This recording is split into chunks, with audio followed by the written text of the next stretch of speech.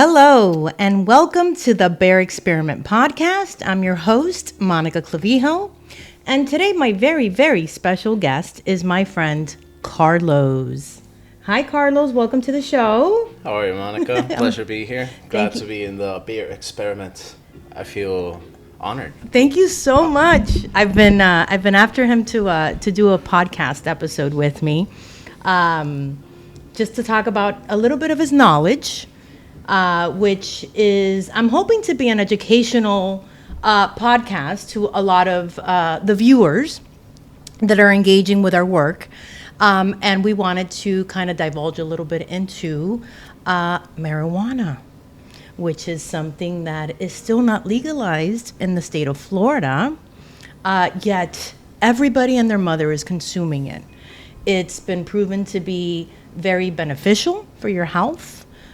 Aiding with anxiety and depression, and even with Parkinson's disease, just helping with just advanced levels of, of that shakiness that you get. Somehow it does something to your mind where you completely calm down and you're able to function and not shake, as opposed to the medication that they're giving you. When you go to the doctor. So those are kind of the things that we wanted to kind of dive into a little bit more about today. So welcome again, Carlos. So talk to us. So you are a consumer? Absolutely, yes. Advocate.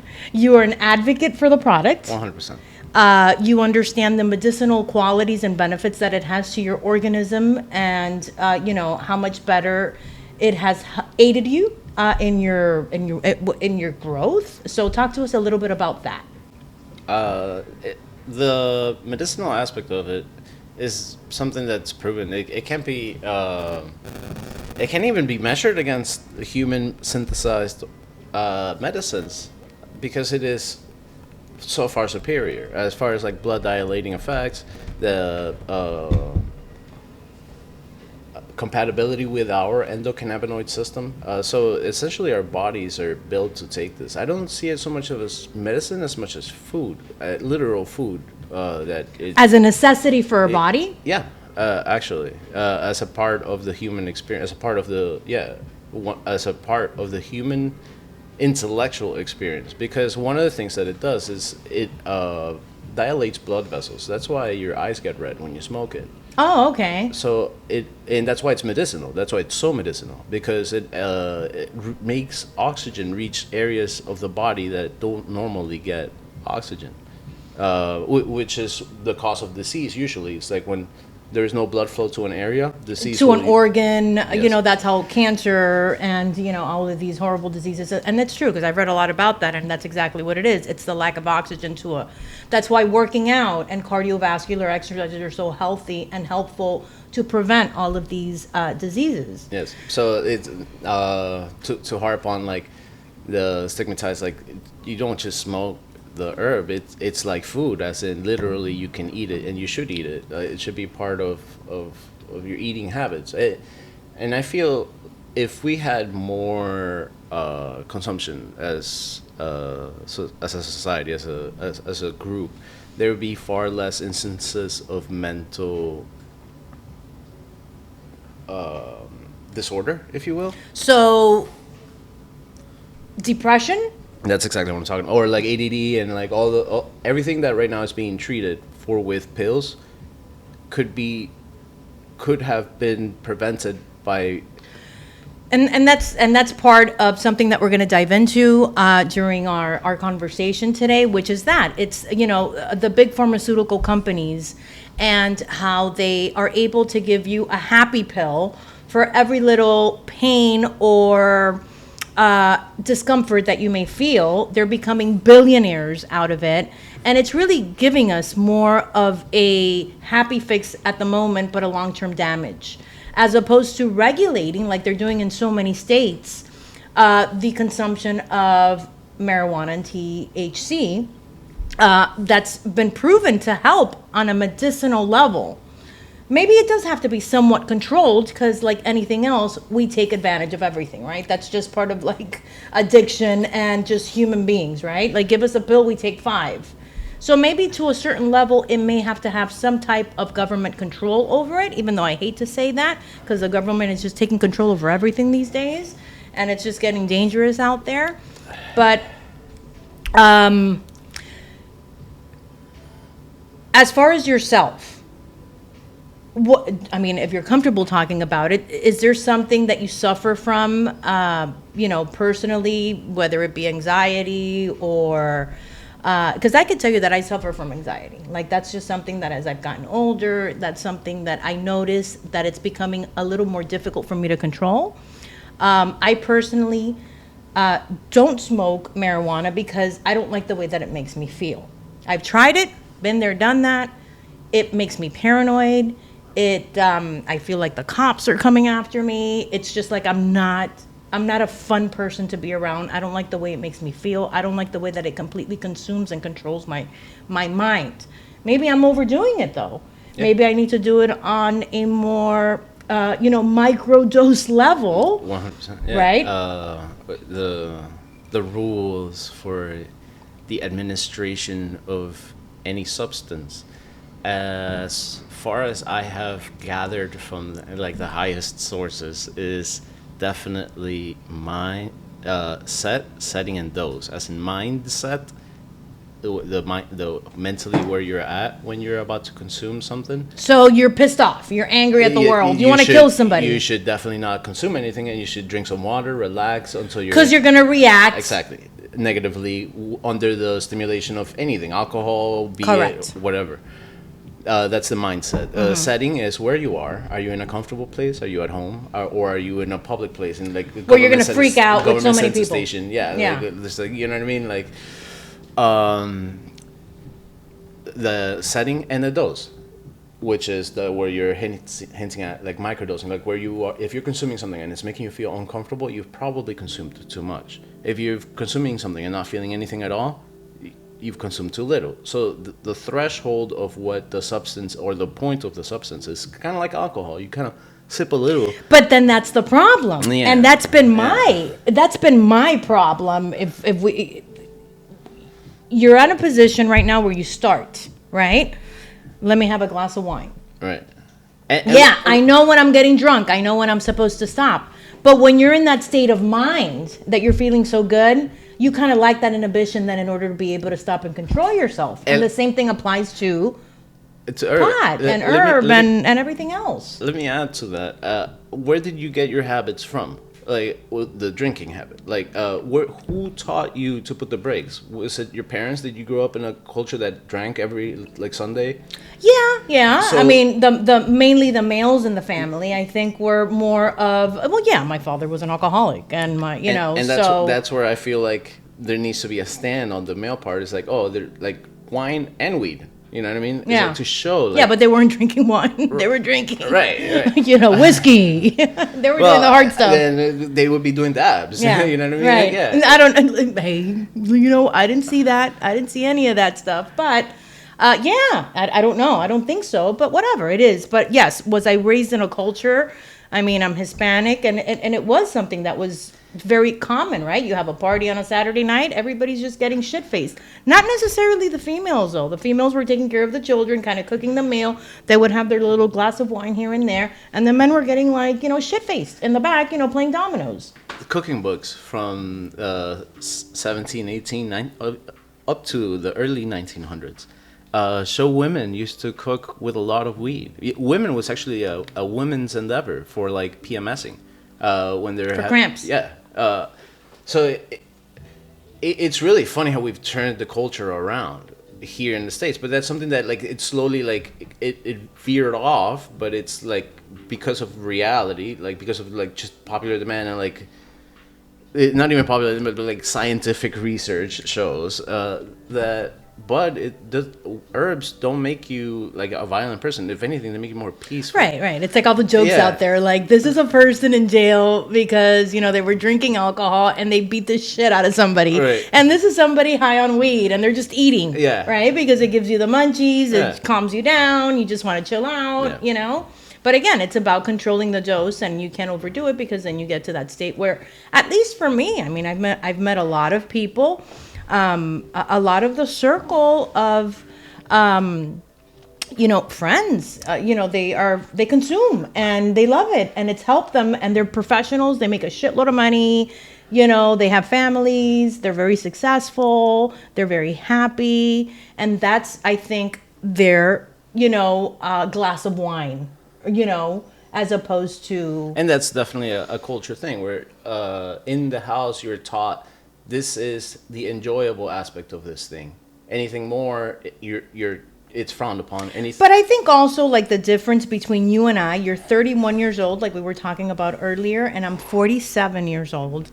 And my parents, the culture that they were raised in Cuba, for example, is that anybody that smoked pot was a delinquent. Same. They were in prison. Same. They were killing people. Same. They were fucking gangsters, right? Same. So I was raised where, like, marijuana is bad. Like, this is Right. bad. But then alcohol is not, right? Like, Right. let's go buy a bottle of vodka and down it. That's and why let's I'm an get advocate because for that's weed. okay. Because I've seen through it. My mom as well. She's from Ecuador. I was born and raised in Ecuador. Your father's also from Ecuador? Ecuador, yeah. So over there, the culture was highly conservative. Like, I went to a private Catholic school, so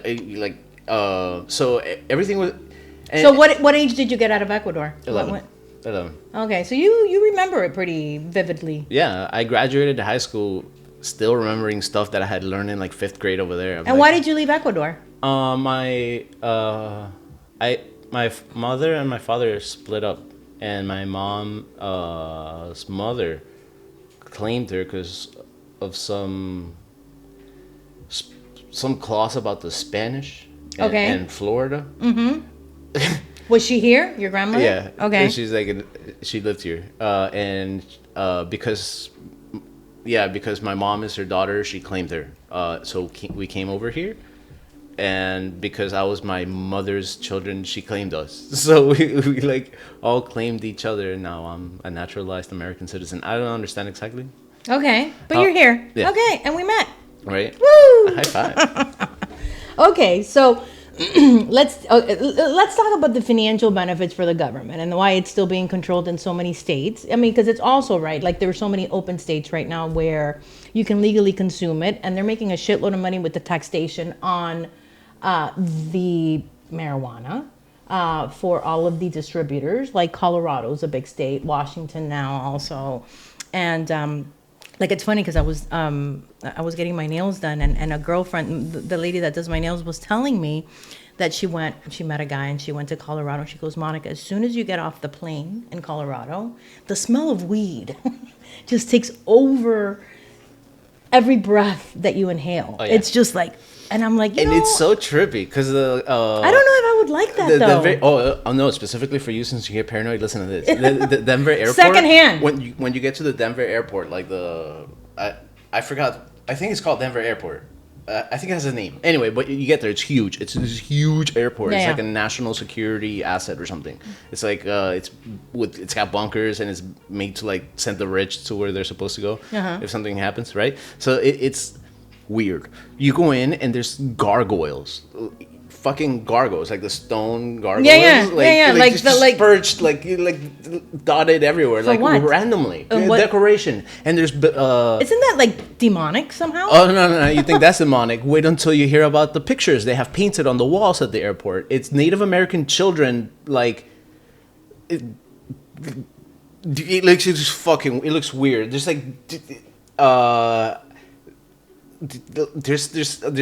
there's a war guy, like a military guy, like holding a scimitar above all these children, and there's like Native American children, and there's like little white girl like right in front of him, like, and it's so weird. You look at it and you're like, what the fuck are they saying? Like, yeah, what's the message? What's the message? There's like so many of those. There's like 12 of those. What did you interpret from it? I interpreted like they're trying to scare people. Pedophilia? No. They're trying to scare the high people. Like, that's the only thing I could see. But why scare them? Because they know they're going there. Because they know, oh, this is the place where we legalize weed first, so they're gonna. Oh, I see what you're saying. I see where you're going with that. So it's kind of like a trip out, like you know what I mean. But at the same time, it's very real, and it's throughout the entire city. Mm-hmm. So it's probably a culture from before. Yeah, it might have been like it is Masonic thing, Freemasons. Yep.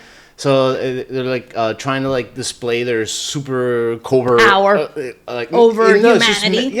Oddly enough, in some weird messages, and the Denver airport is one of those things where you go in and you look. I've never been, but now I would be curious to read behind all those messages because I love that. Like just like inconverted. I went 2015.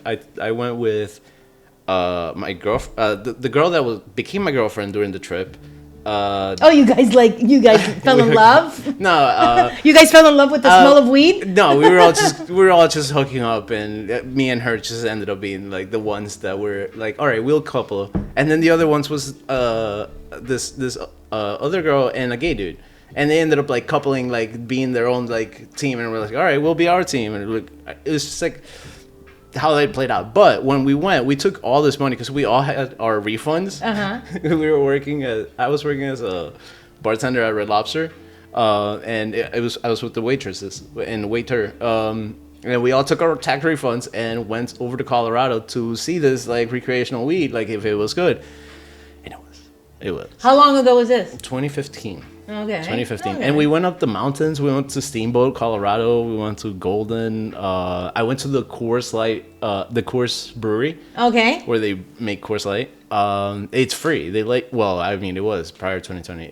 They let you in and you'd get free beer. And it's like a Willy Wonka thing, like where you go and you're like, look at these giant things. And I always find it funny that when I went, everybody in my group was like, it smells weird in here. I'm like, what are you talking about? It smells like bread. It smells really good. In the brewery? Yeah. And I thought it smelled great. I'm like, wow, it smells like bread. What did it smell like? It was bread? Yeah, it smelled like fucking bread because it's yeast. It's yeast that they're using to brew. But like all the three people that I was with were like, ew, it smells bad. And I'm like, okay. So let's talk about cannabis and the amount of money that it brings in to this country. Oh yeah, talk about a renewable resource. What do you need to grow cannabis? The sun and the earth and water, and that's it. And bam, literally minimal. What's called fertilizing minimal. Mm-hmm. Like this stuff can grow literally on top of rocks. So yeah, it's one of the best resources. Talking about the economy of it. So listen to this. These are actual stats. Okay, so in 2022. The amount of money that cannabis was bringing into the United States was $13.2 billion. In 2023, it was $15.8 billion. This year, by the end of the year, it is estimated to end at $39.85 billion. That is how substantial the switch is happening right now with consumers, and how I think that it's also happening with how everybody's kind of going more clean and organic and vegan and vegetarian, right? Like people are just addressing their health a little bit more than they did before. And I think that they are not drinking as much because they understand that the damages that alcohol is having on your system is a lot more detrimental than it is, for example, consuming marijuana or even like psychedelics like mushrooms, right? And we can dive into that a little bit if you have knowledge into that. Oh, absolutely. We were talking about it earlier. Do you know about the Dead Sea Scrolls? I don't know what that means. Have you never heard about like the sacred mushroom and the Bible? I think this is the name of the book. It's a book? There's a book about this. Holy crap! This is one of those Joe Rogan things where it's like, what? There was have you ever heard of the Dead Sea Scrolls? No. Okay, is that something to do with like the Ten Commandments? The Bible. It's like the earliest version of the Bible like ever found was these scrolls of paper found in caves in the Dead Sea. That's why they're called the Dead Sea Scrolls. There's all these caves around the the Dead Sea, and it's super dry, and so it preserves things really well. And in one of them was these scrolls where it was, I think it was like a James or Matthew, or one of the, like the earliest like things you read in the Bible. The disciples, Right. uh-huh. And it's early because or like John or something. It's because that was like the first books, and that scroll they dated it's like one of the first books ever of talking about like Okay. the Bible was, or the stories that became the Bible, because they all draw inspiration from each other, like Yeah, everybody's recreating Right, it based right. on their versions of what Right. they're reading, right? and they read the Jewish Torah or whatever, but in the Dead Sea Scrolls, the earliest version of the Bible that has ever been found, the guy that was tasked with deciphering them, like the guy that literally learned Aramaic to like read it, made a book called The Mushroom and the Bible, in which he, from what he gathered, it's like they weren't talking about any like Jesus or anything, or like the Holy Trinity. They weren't talking about any of that. What they were talking about was a ritual for taking in mushrooms, which can still be seen in the wine drinking and the little bread giving thing every Sunday. Okay, Because okay. that whole thing is supposed to be you taking in mushrooms, and that's how the religion started. It was them being like, holy fuck, we found this thing that grows, and we eat a little bit of it, and you see God. So like It just opens up. the ritual was everybody gets together and eats a little bit of it, and like they feel God, or yeah, and yeah, the Dead Sea Scrolls, talking about mushrooms. There's a book about this one guy, the guy that wrote, like, literally deciphered the Dead Sea Scrolls, said that, which I think is really interesting. So you're from Ecuador.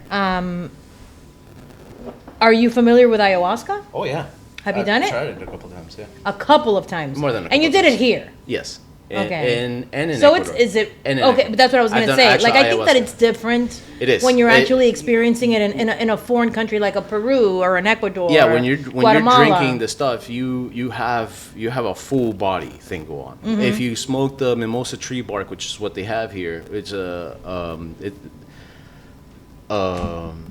you experience about 15 minutes of a very intense psychedelic experience, or the vape pen. They put it in vape pen, so you can smoke it like a vape Yeah, pen. but you see, that's where it stops losing, I think. Oh no! That's the most religious experience I had was off of a fucking vape pen. Even more than like Here? drinking. Even more than drinking. See, but that's just it. Like, I was watching like this. He was actually a comedian talking about it. He was like, everybody now is going in Malibu and they're seeing like a girl that's driving a Range Rover and she's your new guru that's giving you ayahuasca and she's telling you to manifest all these like mansions that you can have for yourself. And that's not why the Indians or the, why they were consuming ayahuasca. That wasn't the reason. It was supposed to be for almost like supernatural kind of connections that you were trying to get to with the other side. I feel like the only thing to really get from any psychedelics or any drug, honestly, that is positive is one where you become introspective. It's like you stop doing action, and in you stopping doing action, you find how you're healing yourself by not hurting yourself with the actions that you're doing that are hurting you. That's like the most. So it makes you more aware of the damage that you are traumatically inducing into your body, right? Because it's a trauma response that we have. What I noticed from people that do ayahuasca, it's like they quit heroin or they quit hard drugs, or they like really change their and lives around. don't even get too much into that. Like, let's get into like Navy SEALs and all of these veterans that have fought in all these wars, and they haven't been able. They want to commit suicide, and the only thing that's helped them surpass that level of trauma and pain that they have is through psychedelics. Yeah, I was diagnosed with PTSD. Yes. From what? Oh, I'm sorry. I shouldn't have reacted. Sorry. Yeah. From what, Carlos? From what? What war did you fight in? In the year 2020, 5 months after George Floyd was knelt on and killed by a cop, Yeah. I was knelt on and arrested by a cop. And he tightened the handcuffs so tight that I still have scars, like all these years later. Well, actually, have they gone completely? You can kind of see them.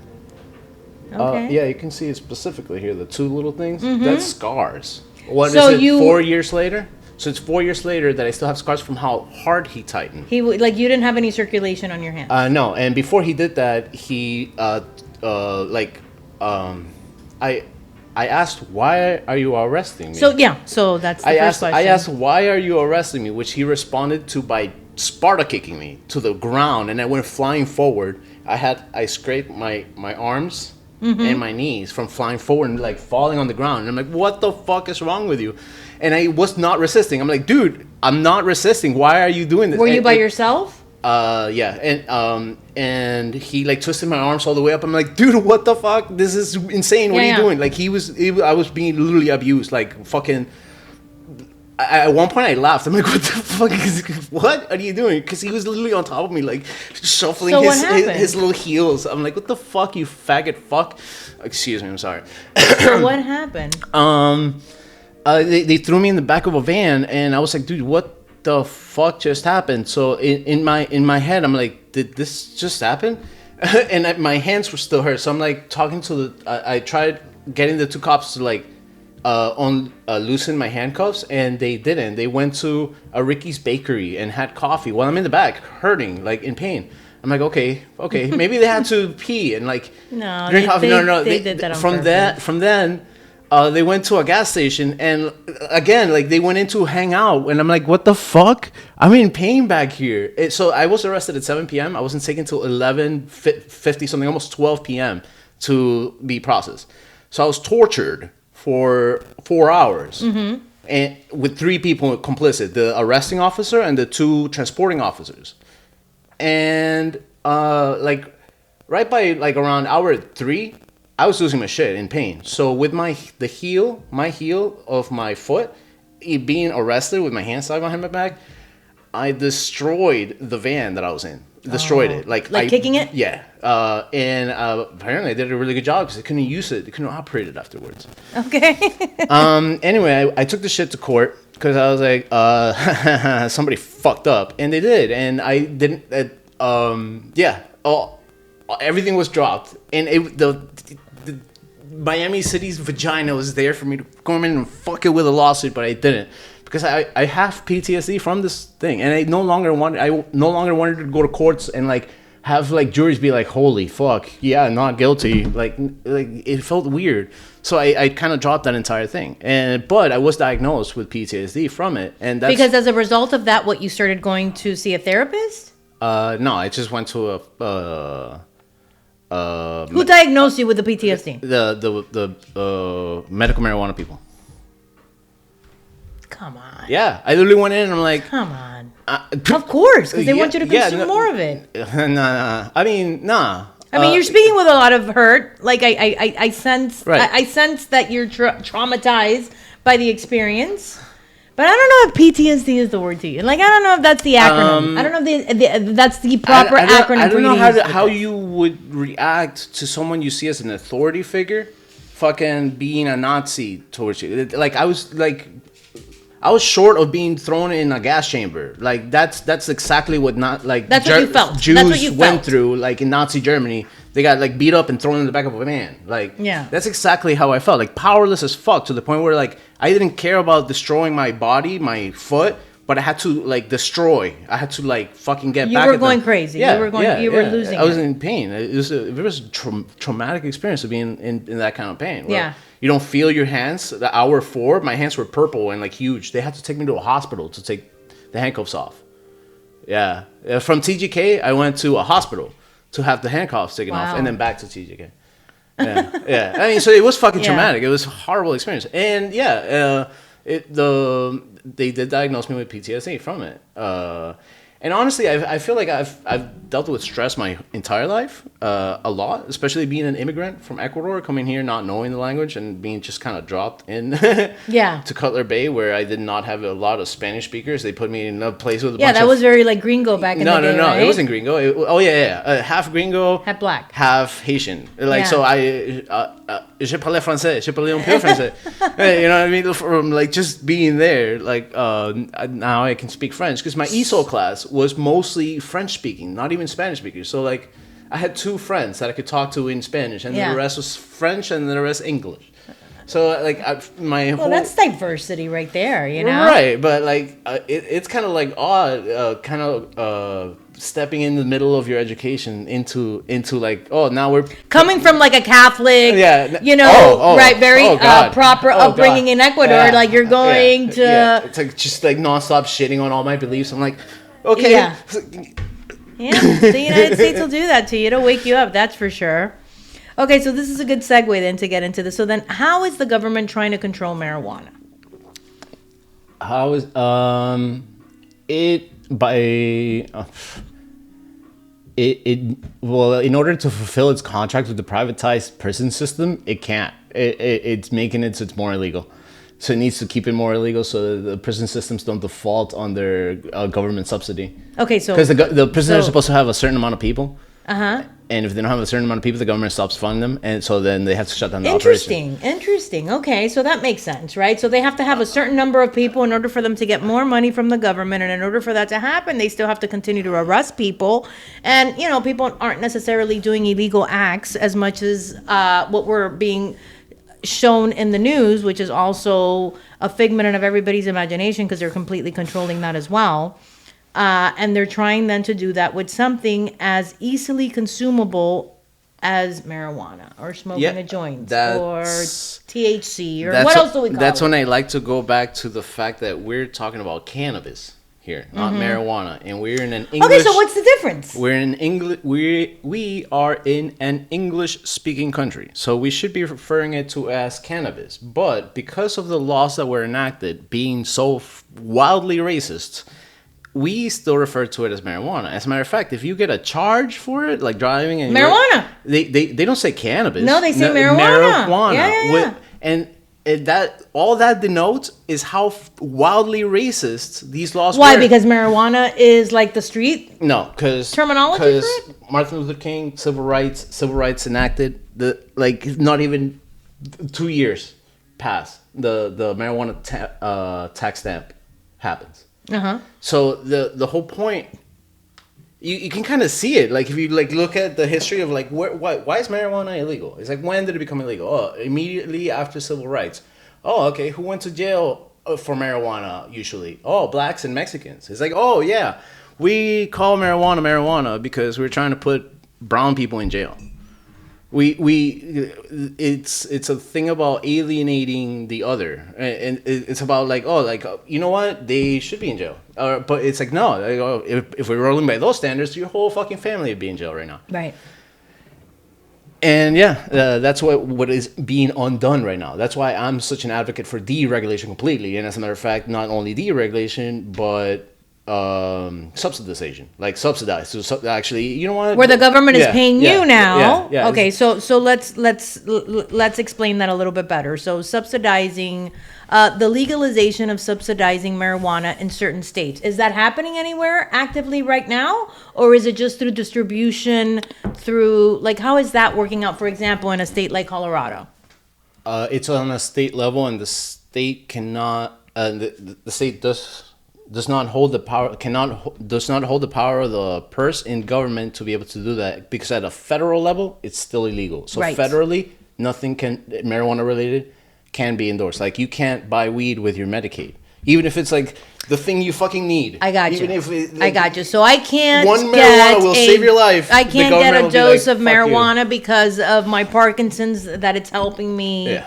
Right, with my shakes. It's not Right. like I can't pay for that through my Medicaid. Because that the government on a federal level, I it's gotcha. still illegal. So And now that- we're going into legislative controls. And that's where I think it's really important to look at the whys of this law. I feel like this law was just enacted. Okay, so I had been pondering about this, how it all came to be. It's not just the racism.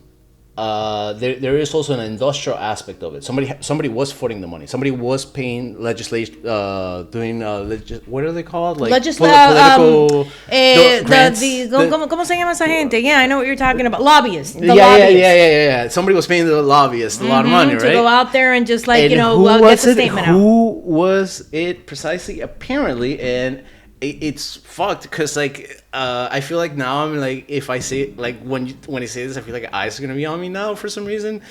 It's the paper industry. It's the people that make like toilet paper and paper towels and notebooks and stuff. Okay. They lobbied against cannabis because cannabis was paper. Before, the paper that we get from trees now, it was paper from cannabis. The cotton that we get now, before the slaves and before like they really like pushed for cotton to get in there, it was cannabis. We were all wearing cannabis clothes. Everything was made out of cannabis. So you could smoke your clothes? No. It was made out of hemp, which is a cousin of cannabis. So hemp is a weed that doesn't have THC. So weed can or cannot have THC. THC makes it is what gets you high. Hemp only is the plant, and the plant itself, because we humans have worked with it for millennia, like more than corn, more than any other plant. Like before, one of the first plants we found cultivated is cannabis, in somewhere in China. Like they're like, oh dude, they were really gathering a bunch of these seeds for some fucking reason. And it's really funny because we've actually worked with the plant for the longest period. So when it comes to a mutual symbiotic relationship, the plant and us, it's huge. Like it grows faster than cotton. It grows faster than corn. The speed at which it grows is extremely fast because we've been breeding it to grow it fast because we either want to make clothes out of it, flags out of it, paper to write the U.S. Constitution on out of it, like the things for the sails for the boats, all that made out of cannabis. Like the herb is such a huge part. It's like paper. It's like the paper industry, such a huge right? part of the human culture, and we're just shooting ourselves in the foot because a bunch of racists in the 60s and 70s were like, well, no. We gave rights to brown people? No, we got to throw them in jail.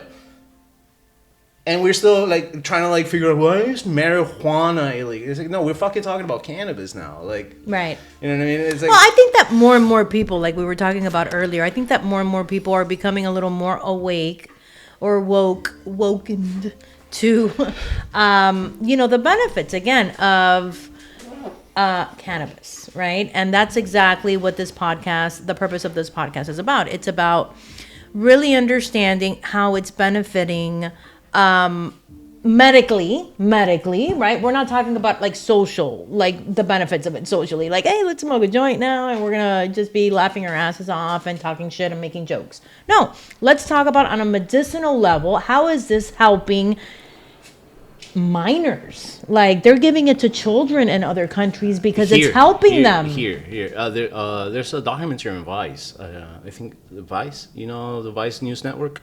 I think they got demonetized or something, or I heard something about that, but I've seen them still around. They made really good clips. They made really good like documentaries, like Gonzo journalism. You ever heard of Hunter S. Thompson? No. You never heard of Hunter S. Thompson? Oh my god. Great character. I'm gonna Google. He's the creator of what they call gonzo journalism, which is basically like all the journalism you see nowadays, where it's like people that go in with the camera and they're like, this is what we're experiencing, where they talk about it as if they're there. That never used to happen. Back in the day, news was a guy in a suit, like completely separated from what's going on behind him, talking about what's going on behind him. It's like people in the front line of a war, that's in Afghanistan. Gonzo journalism. Or like the people doing ayahuasca being like, yeah, right, we're here with the people who ayahuasca. So it's like a documentary almost, right? So, where people are documenting like what's happening in the moment. So that's a lot. Vice has a lot of that. And Vice made this one documentary where they talk about children in the medical industry that are taking cannabis. Children that taking cannabis, like that's it. That's the name of the thing, and it shows these kids with epilepsy attacks, like having wild Epileptic, yeah. like, Look, I didn't even think about that one. wild Yeah. epileptic, and they show them on camera, and And they calm down. they give him A dose. It's but how do they do it? Like through, like orally, yeah, right? it's Like like a a little- gummy. It's like a gummy. yeah. You give him literally a gummy, but they give him a paste, which is like pure THC, which is like literally a dab. It's like somebody gave you a dab and put it in your mouth, but they mix it with something so it like processes. These kids, it's like night and day. Like you see him having an epileptic attack, and after the dosage hits, like you see him back to being a normal kid, like nothing Yeah. fucking happened. It's amazing. And but how long does that effect last? That's just it. Like you can't keep a person high on Right. THC forever. right, Like, right, and it doesn't come back after the weed wears off. Like so it's like a psychedelic kind of PTH. So what I was getting at is that mental health, like human mental health, like the human mind, is feeling a lot of shock because just where we are, like the industrial nature of civilization, it evolved faster than our organisms. We are prehistoric men and women living in an age of information. Our bodies have not adjusted yet. To the evolution of life. The lights, I everything, could to agree with everything, you there. everything about it, and that's why I think it's imperative to have weed be part of the human culture, where it's like you take in nature to calm you back down. Agreed. In some aspects, like some people are like, oh no, it doesn't calm me down. I feel more nervous. It's like, feel that. You deserve to feel that. It's the same thing that happens when you take like way too many mushrooms, or way too much acid, or way any too much psychedelic, dimethyltryptamines, ayahuasca. Is you get really introspective. You're like, oh fuck, it's my fault. Like, oh, in the first trip ever, like when you're starting out on like psychedelia, is the death trip. Like you think, oh, I'm gonna die. It's like, oh, I'm. Well, they see that you see demons. Right. and you Like see all it's the kinds of death. weird The shit. death trip is like the first like psychological wall you hit. It's like, I'm gonna die, and you're just thinking about that, and you're like, think about that Well, when you're so high. do you think that it's because like it really puts you into that perspective, which is really where we're all headed toward, where we all have an expiration date, and it just gives you that and reality it's of really important. Yeah, and I think it's really important to like be humble, wake up, to be humble. humble yourself, yeah. Understand that you're not going to be around forever. Stop stressing the bullshit, And Let's you're just move your forward. worst enemy. You are your worst enemy. Like In our mind, our mind in is your our worst enemy. actions, you know what I mean? That's why people say that they stop smoking cigarettes after they do ayahuasca. Yeah. It's because they're like, oh man, I'm the reason I can't run. So like in your head, you're like,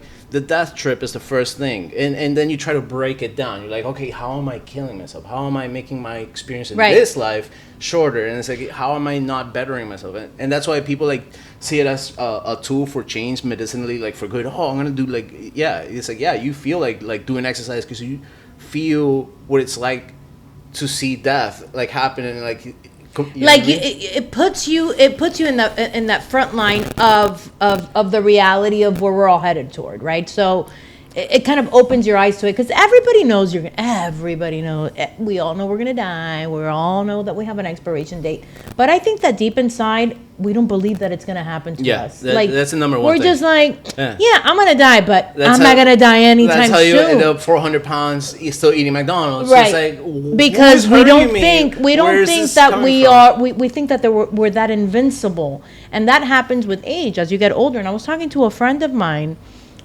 Saturday about that, where he was telling me, he's like, do you remember when we were and he's 50 years old, and he was telling me, do you remember when our parents would tell us, if I knew at 20 years old what I know now, I would do things so much differently. Because it's about wisdom comes with age, Carlos. It really does. It comes with crashing. It comes with, failing. It comes with pain. It comes with sadness. And it's about that, transition that you do when you're in a depression and you come out of it and you say, I got past that. I can get past this. I can get past this. And there's people that have gone through really, really, really difficult circumstances that you meet in life, and you're like, fuck, how did you get over that? And they do. And it's not about letting go of the pain. It's about learning to live with the pain and using that as kind of like a guidance to not make the same mistake again and again and again. Because it's a lesson that we have to keep learning over and over again. And again, we go back now to, cannabis and the benefits of. Listen, we can dive into cocaine with this, right? Like cocaine was a plant. And it was used, you want to go to the slaves. That's what they would give it to. They would give cocaine to the slaves so that they were like the strongest men out there, that they were able to carry the most amount of weight. They were able to get through and just like, stay up the longest amount of hours. Listen, as an American, you're Cuban, right? You're Cuban, right? I'm Cuban, but I've been in this country. I've been in this country my whole life. You ever been to the mountains? Yeah. What mountains have you been to? I've been to Guatemala. Mountains? Yeah. What's the highest mountain you ever been to? The highest mountain that I've ever been to. You're gonna put me on the spot right now. I'm just wondering. It was definitely in Guatemala. Was there snow? Was there snow? Yes. Okay. Did you have a? I can't remember the name of it. Was it easy for you to traverse? No. No. It was hard. I had to take a pill. I had to take a pill. Voila. I had to take because I started throwing up and everything and that's yeah. Okay, So I missed half the trip, by the way, because I had to take a pill because I was throwing up because I was so nauseous by the altitude at the level that I was at. I was in not Machu Picchu. I'm in Peru right now. Guatemala. You're in Guatemala. Guatemala. Where was I at? Coño, ¿cómo se llamaba ese lugar? It was a great trip, by the way. I was literally hanging out with the locals. Like when I woke up in the morning, we stayed at this crack motel. At least it was a crack motel to me. And I remember opening that door in the morning, like it was me, my cousin, and her cousin from Guatemala, and they're very comfortable. But I was like, I thought I was like, I thought I was working for what's that magazine, the National Geographic. Nice. I was taking my cameras. I was just like taking pictures. I was like, oh my God, I want to live like the locals. This is what I want to do. Like I need to experience the culture. I couldn't climb up the mountains for shit because I didn't have that kind of stamina. And I was younger and I was working out and I was very thin and I was very fit. Okay. And I couldn't keep up with the kids. Like there was a point that I would drink water and I was so grossed out. And I hate to say this, but we're trying to be authentic here. Like I would literally drink a sip of water, give it to like the people that were with me so that then I can give it to the locals. Because I was like, I'm not putting my mouth where their mouth was. Like it was that kind of like mentality that I was at one point there. But I remember going to like this a motel here, right? That's what I compared it to. You couldn't see anything. The door didn't work. The door lock didn't work. And we were taking shifts, 3 girls. I was like, we're going to get raped. Mm-hmm. We're going to get mugged. This is not going to end well. I remember waking up in the morning and just opening up that door. And I just saw this fucking volcano. And I was like, my God, like it took my breath away just to see that beauty, the beauty of a volcano and nature and how peaceful. I remember with that fear and that anxiety that I went to bed with the night before, that morning when I saw that, I was like, this is why it's all worth it. And I'll do it again and I'll do it again and I'll do it again. You know, it really was just one of those trips that I've never forgotten. And it was one of those trips that was never planned. It was like my cousin broke up with her boyfriend. She's like, hey, you coming? What time we leaving? Let's go. You know, to see volcanoes in Guatemala. I didn't have a child. You know, it was very different. But it was just amazing. I was eating like, the corn with all the crap that they put on it. I was like, that looks like it's going to give me diarrhea. And it didn't. It was just that delicious.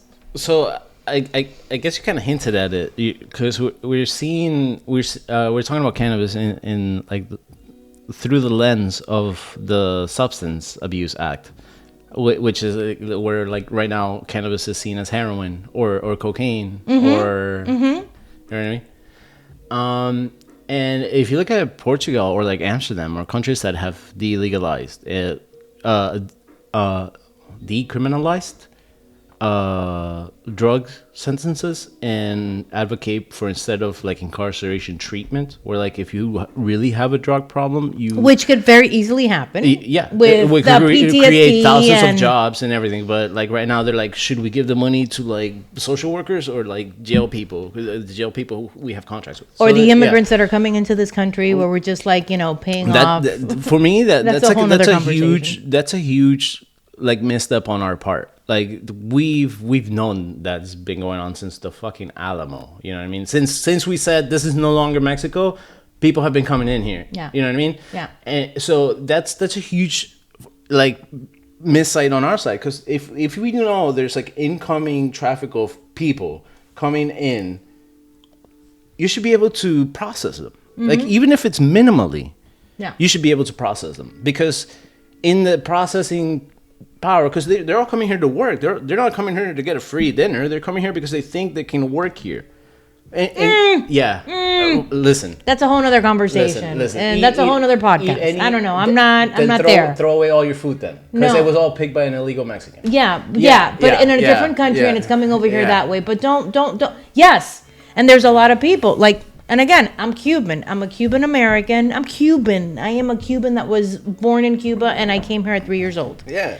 And I am telling you that when I got to this country and what I saw growing up was very hardworking Cubans that came here, that wanted a future, that were working for their family, that really had that American dream.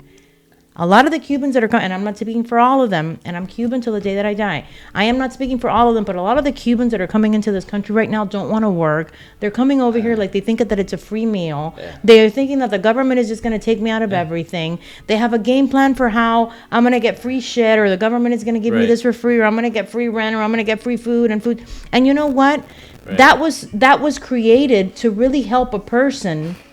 Now we're talking about, right, like the government, right? Like the way that it really should have worked. Like, let's help people. Sometimes people are in need. Let me kind of footnote there. Were you talking about somebody that really wants to get something for nothing? Yeah, that's 100%. I think that, but I think that's society today. Listen. I think that's what we're dealing with. That right there is a mental problem.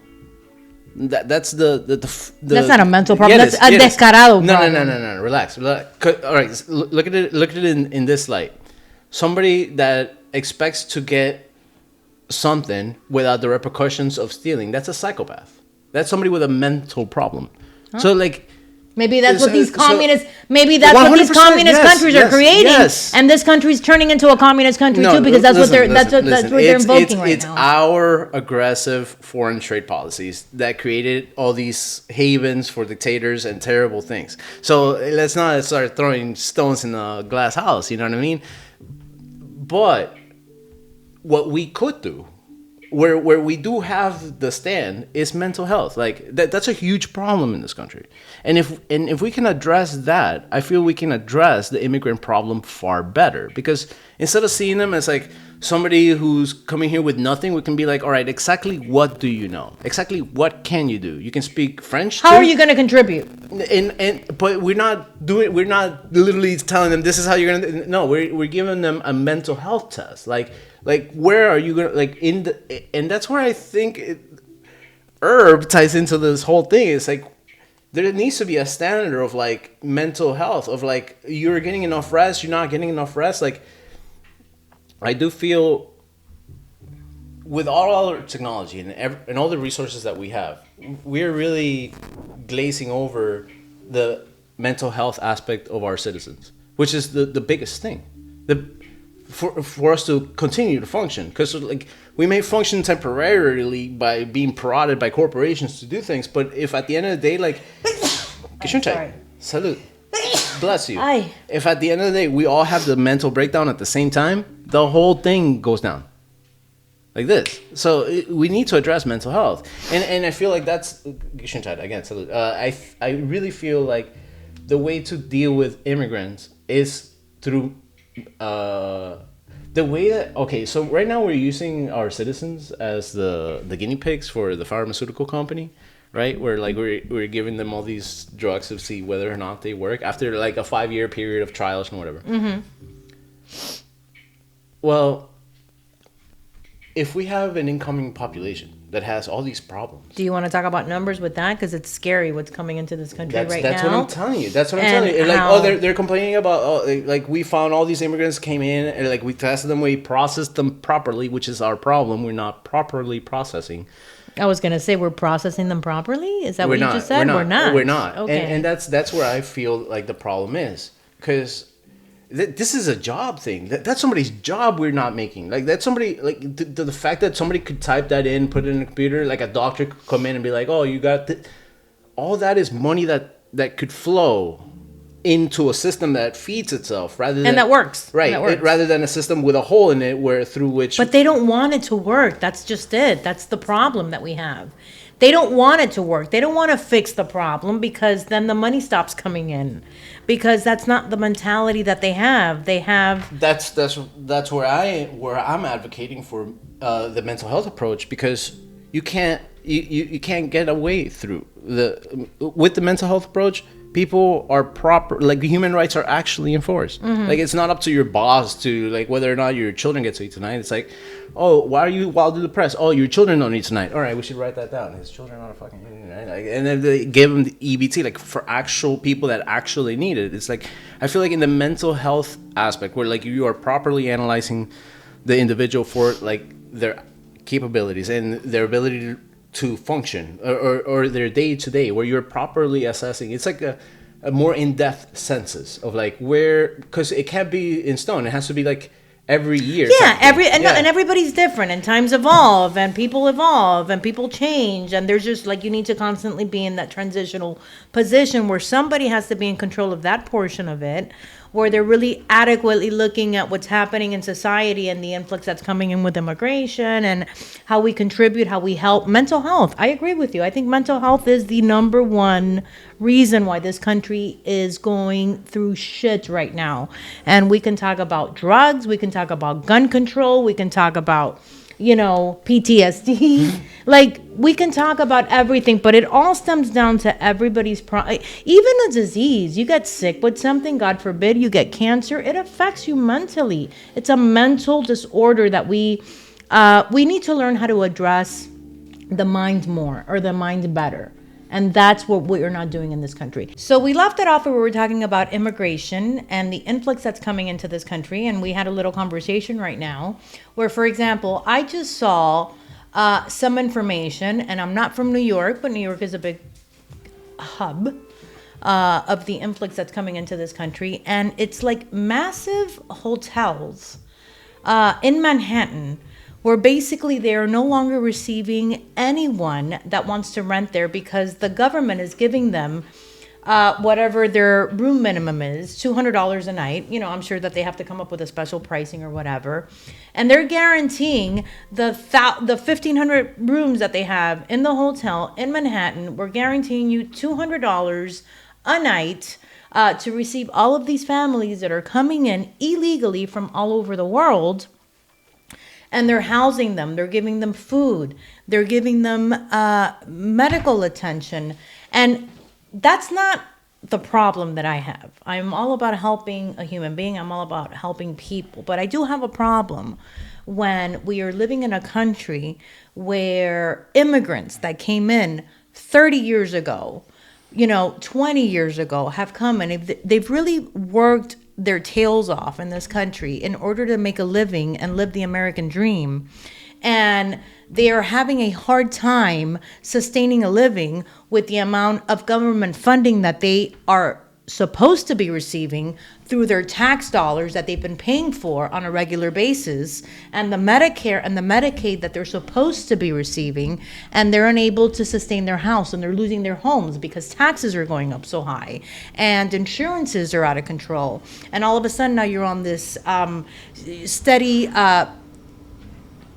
monthly amount that you were going to retire with, and you were making a plan with, and you're no longer able to sustain that because the cost of living has gone up so high, and they're not subsidizing the elders with what they should be doing with the immigrants that are coming into this country. It's not about not helping the immigrants. It's about helping the ones that are here first, and then you help the immigrants that are coming in, and we help everybody out. But start with the people that are here and did it right and deserve it, because they are the ones that contributed to this. They're the ones now that are staying homeless, and they're having to go live with family members. God forbid they don't have them.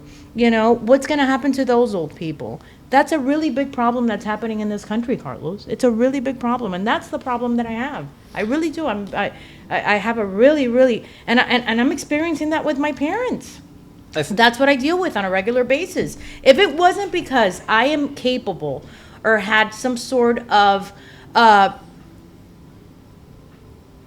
positioning where I was able to position myself with housing for them and stuff. I don't know how my mother would be able to make it right now. She wouldn't have been able to do it on her own. She wouldn't have been able to afford the cost of living and the inflation that's happening in Miami right now, which is out of control. And I'd like to say that the reasons that she was able to do it, and that the success stories come from healthy states of mind. So we go back to mental health. And why do I go all the way back to mental health? Because Thanksgiving. What is Thanksgiving? Thanksgiving is, we in the most simplest terms, the recognition that Native American peoples had to feed European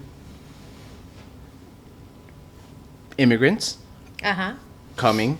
The earliest of Americans were dying of disease and hunger because they did not have crops grown. They did not have things.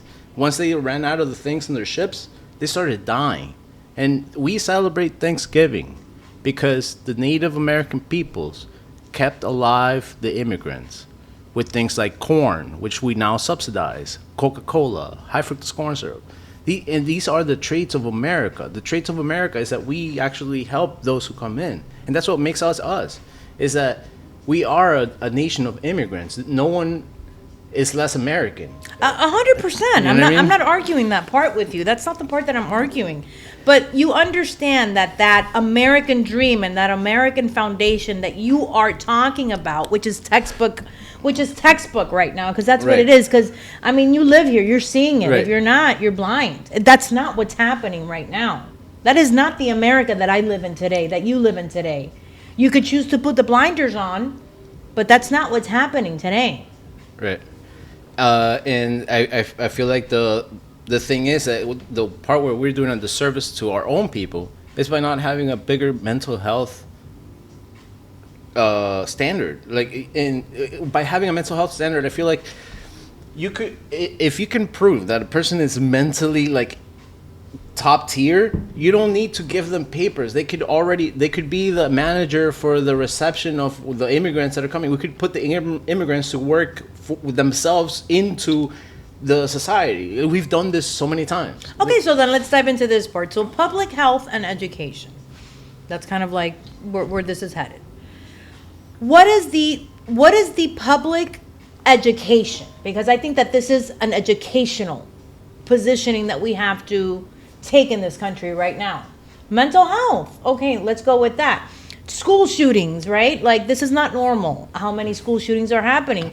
Is it a gun problem or is it a mental health problem? I think it's a mental health problem. Yeah, 100% mental health problem. It's not a gun problem. Switzerland, they train their citizens to use guns and 100%. Like everybody in Switzerland has a gun. Like, it's again, the subsidies where like the government subsidizing something, they subsidize their citizens education to have to go to a shooting range and know how to shoot. And how many mass shootings there are in Switzerland a year? 0 last year, 0 the year before that, 0 the year before that.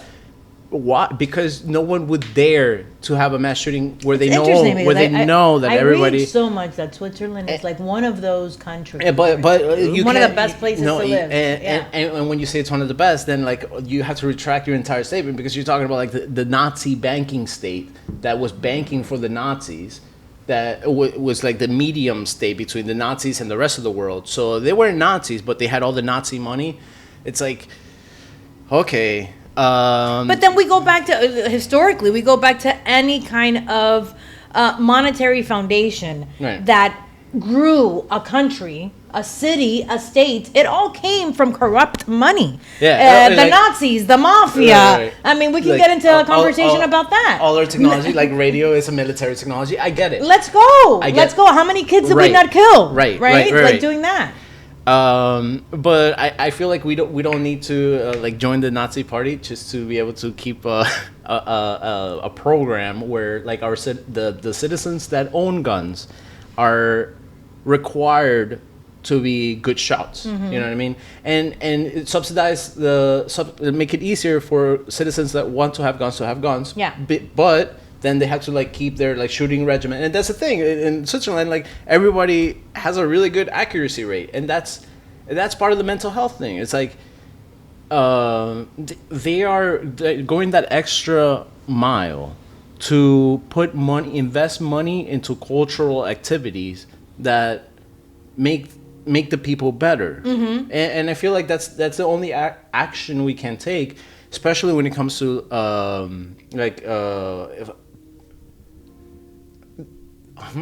how would I guess the lost, like people who like don't know, like or like are.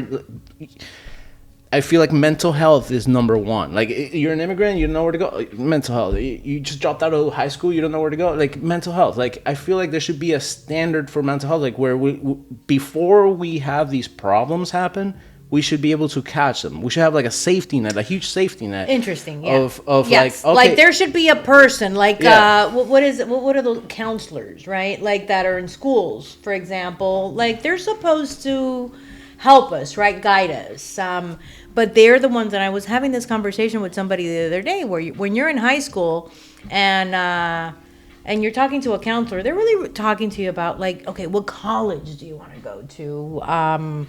What do you want to be when you grow up? Yeah. But and it becomes a bureaucratic red tape of the institution that they're in, Right. rather than like, who am I talking to? And then at that point, Right. what they should be doing, and again, now we go back to like, do they even give a shit about their job because they're making so little bit of money because they sustain their household? They're just like, trying to make $1 out of 50 cents, so you're just like half-assing everything in life, which is what the majority of us are doing these days.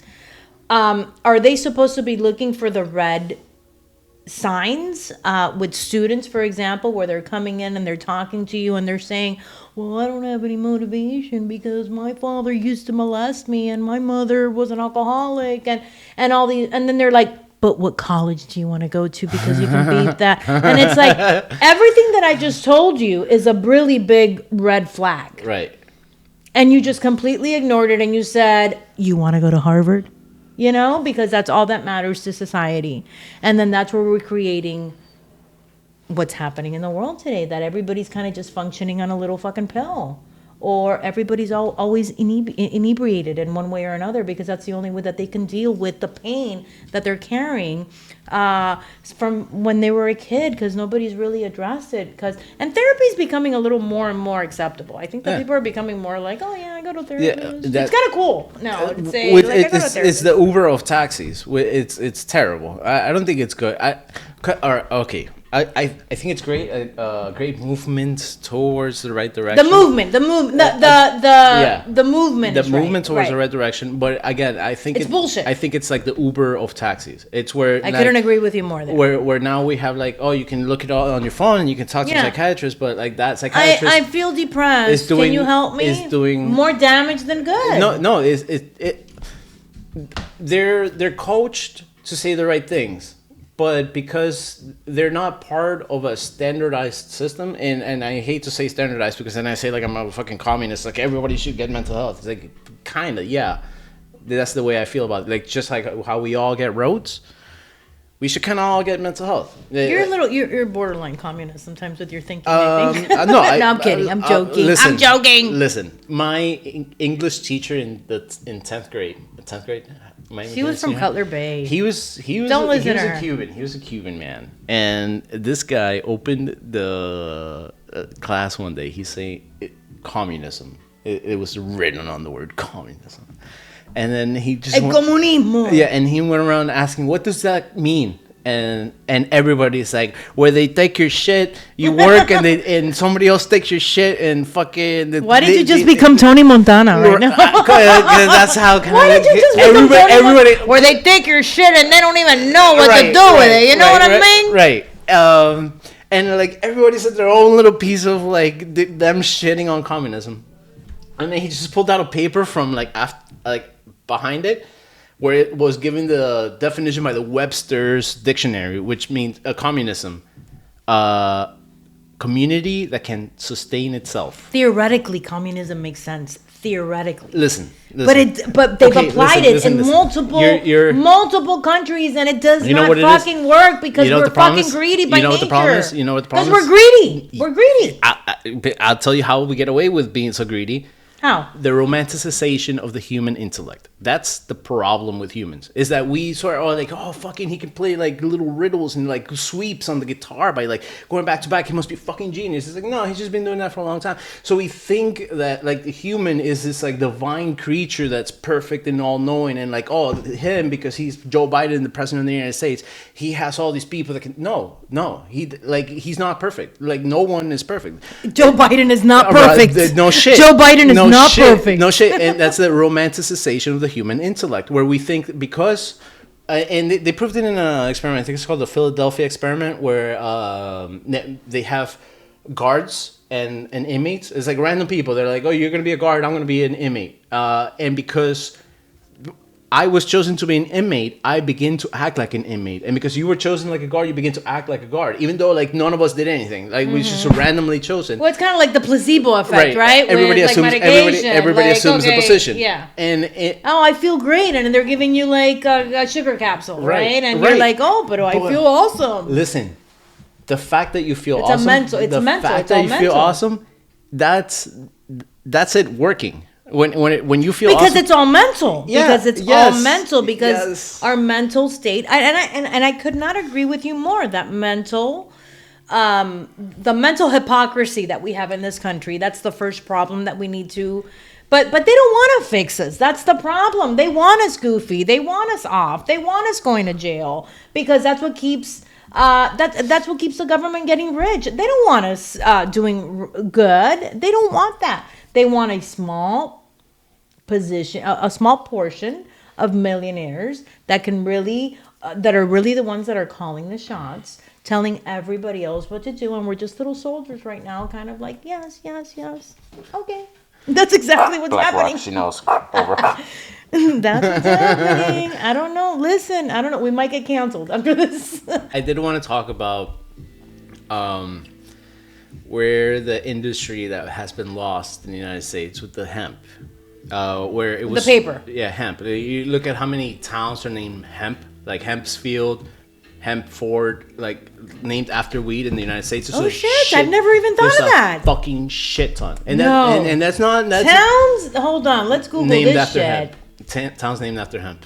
Yeah. Hold on. Keep talking. It's a lot. A lot of towns were named after hemp because this country used to grow a lot of weed, and because of the resource aspect of it, and that never stopped being a valid thing. It was in the 1950s and 60s when the paper company was like trying to like get an edge, that they did get the edge, and they're like, yeah. In regions where hemp was prominent, dozens of American towns still bear its name, including Hempfield, Pennsylvania, Hempville, Kentucky, Hemp Island, Florida. Mm-hmm. How? Hempville Bend, the 13 Alabama, states, the original Hempstead, New York, Hemp, Georgia. I haven't talked about it on Hempfield, the Lake, Mississippi, and Hemp Fork, Virginia. I didn't talk about it on the microphone, but I want to talk about it on the microphone now that we're talking about the microphone. Back in the day, you used to be able to pay your taxes with hemp in the United States. That was a thing. Like instead of paying money, like instead of you having to pay 100 and whatever, you'd pay hemp, like, and they would take it because hemp was such a staple of our culture. And what I want to drive at is that, like, right now we're getting back into it again in a whole mental state, like mental health, like awareness thing. But I'm looking at it from the resource aspect. Mm-hmm. The way that we used to grow hemp, we should be growing bamboo. And like skip all the 1950s, 60s, like civil rights, racist era where we're like cannabis. No, marijuana. Put the brown people in jail. All right, skip all that. Let's skip all that. Skip even like the fact that the ships that were used to sail here with all the white people were like drawn by wind that was caught on these sails made of hemp. And think of the resource, like how it was being used back then, and think of the resource that we know now is what is the fastest growing plant in the world? Bamboo. Okay. Bamboo is the fastest growing plant in the world. Like in a matter of like a day, it can grow like 2 feet, if not more. So I feel that the way as we are closing into natural markets with cannabis, as a token that the government has to quantify or regulate or somehow deal with, Control. so, right, so they can Control. get their tax or their little penny, so they can know, oh, okay, they moved 3 pounds. You know what I mean? They need their little quantification, which makes sense. As a government, they should. I think that the reason we outlawed weed and gave up weed and no longer produce one of these resources that comes from the sun, which is like when you talk about like economics, it's like perfect. Production is not anything related to anything unsustainable. It's just the sun making these plants. It's because we need to move towards bamboo. And that's what I was talking about earlier, like way earlier, when I was talking about the infrastructure in China, how much concrete infrastructure they have grown in the last 20, 30 years. Mm-hmm. Like you can look at satellite pictures. It looks like out of nowhere, bloop, just gray areas. And that's whole cities, like skyscrapers, apartment buildings, housing, businesses. But you don't think it's also because of the amount of people that... 100%. Yeah. But the speed at which they did it is something that has to be appreciated. And I feel like none of it would have been possible if it would have been for what I was talking about earlier is the bamboo scaffolding.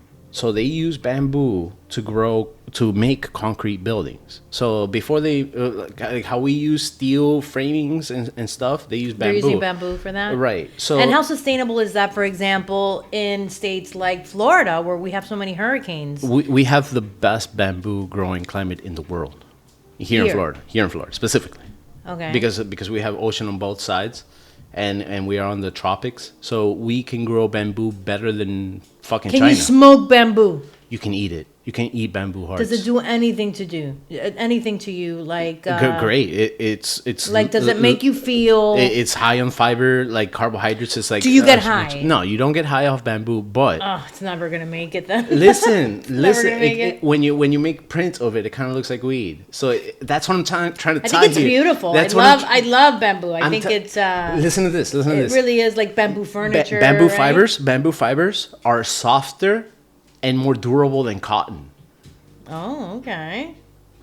Think about that. Yeah. So like the fastest growing plant in the world makes fibers that are better than the current one that we're all using 100% cotton, maybe polyester, like half and half, or maybe full polyester if you like. Yeah, it's like cotton polyester. If you're going That's cheap, like, you know what I mean? So like to keep it natural, bamboo would be the perfect answer because and it has the heat retention. It's like it keeps you warm or cold or it cools you. Cools you down if it's too hot. The specs of bamboo fiber are above cotton. So are there? I'm sure that there are, right? Like clothing lines that are just 100%. Like, Yeah, they're already taken off and they're huge. And it's sad to me that they're not all American or most American. Like, you know what I mean? Like, yeah, because USA. Because they're huge brands. Because it's probably cheaper to just like mass produce it somewhere else. Yeah, that's the problem. That's the thing. That's what I'm talking about. That's what I'm talking about. It's like China like right now. Make it affordable just in order for us to continue to make U.S. products and not have to export it and go to China. We're subsidizing corn here in the States to make fucking awesome fried chicken and bourbons and whatever else you can make with corn, ethanol. High fructose corn syrup, the sweetener that everybody loves. We can also subsidize bamboo. So instead of just subsidizing fields of corn endlessly, I feel like we should also be subsidizing the hemp equivalent to what hemp was when hemp was hemp. And we were a country that was growing hemp and was very successful at it, and like clothing all our citizens with very nice clothes.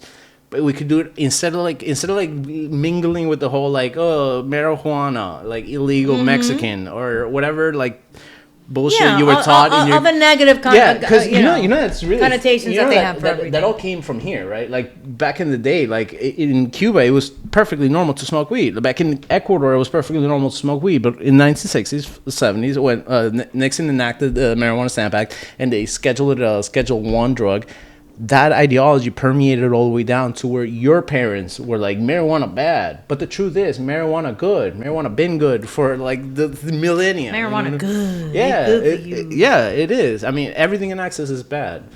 To quote, what was it called? Romeo and Juliet. Yeah.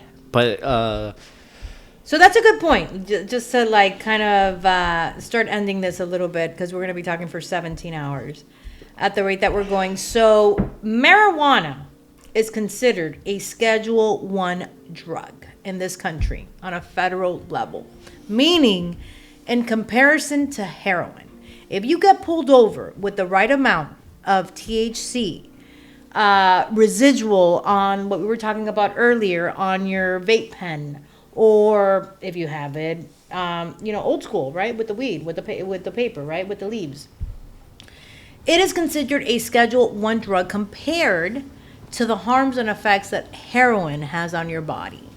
Everybody knows what heroin does. Everybody's seen the videos. Everybody has seen the documentaries. Heroin is just a toxic drug. It kills people. People overdose on it on a daily basis. Until you break your leg and then you need it.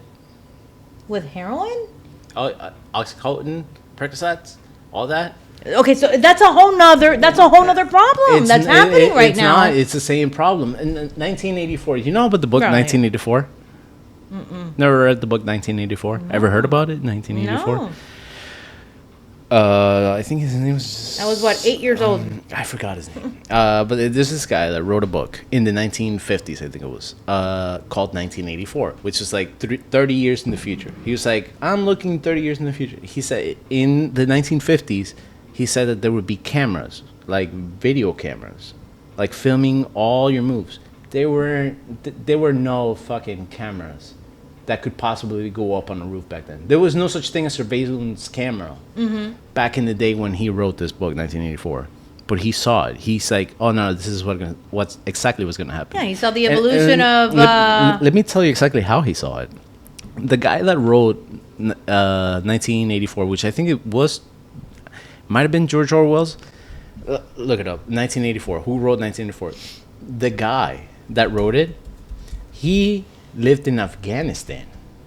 Was he an American? No, he was a British man. He was an English. George Orwell. Yeah, I got it right. I was right. Fuck yeah. 1984 Hell novel yeah. by English author George Orwell, published in 1949 as a warning 1949. against total 50s. terrorism. Wow, baby. Chilling Dysphoria made a deep impression on readers, and his ideas entered mainstream culture in a way achieved by very few books. So let me backtrack you Okay. before he even wrote the book. Who was this man?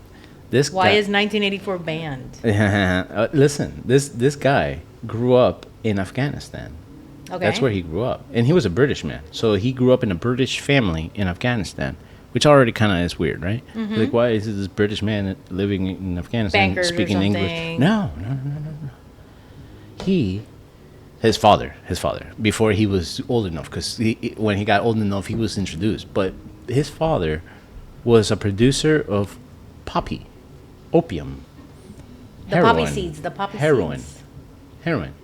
That's where Yeah, which is also a plant, right? Which is also a plant. Right, and he grew it to ship back to England for like the doctors and stuff, because the doctors, when they break a leg or See, they would give it to women for cramps back in the day. or when, yeah. when they have to amputate a leg, they put a bunch of morphine, or you're feeling pain, morphine. That's all heroin, right?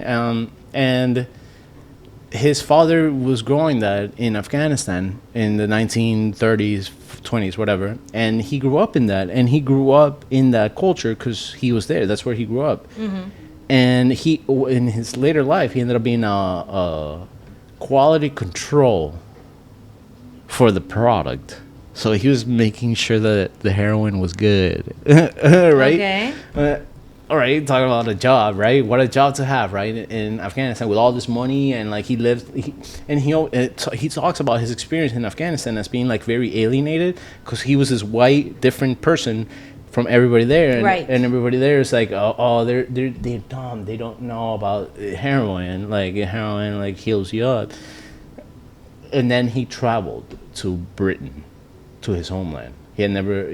I think he was there like when he was 2 years old, and he went back. He didn't remember it. He went back.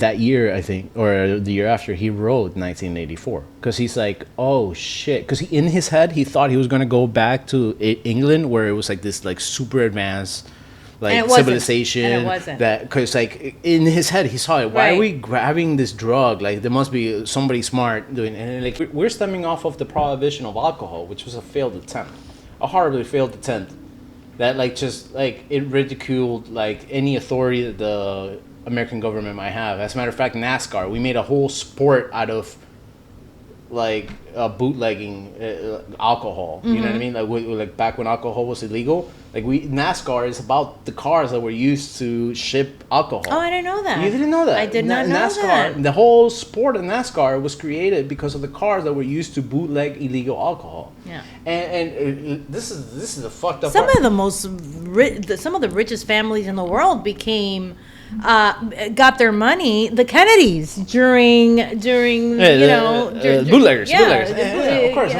What's his name? Joseph Kennedy was Right. a bootlegger. Mafia. All these Yes, motherfuckers were very- mafia. All these motherfuckers Bam. were. There was a bad person Cuba. in the money. The whole 9 yards. If you're rich, somebody in your family was bad. Somebody in your family had balls and just did it.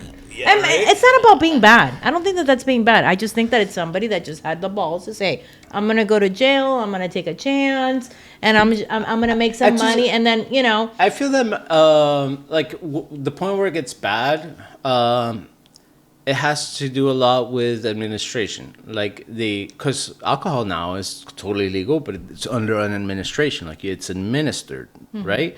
Like. And I feel like that's part of the mental health thing. But yeah, like what we're talking about, like where weed is prohibited like a Schedule I drug. It comes from, it's like a revamp of the failed prohibition that happened before. It's like the government trying to do what failed before again. And that's why I see the deregulation. And as a matter of fact, the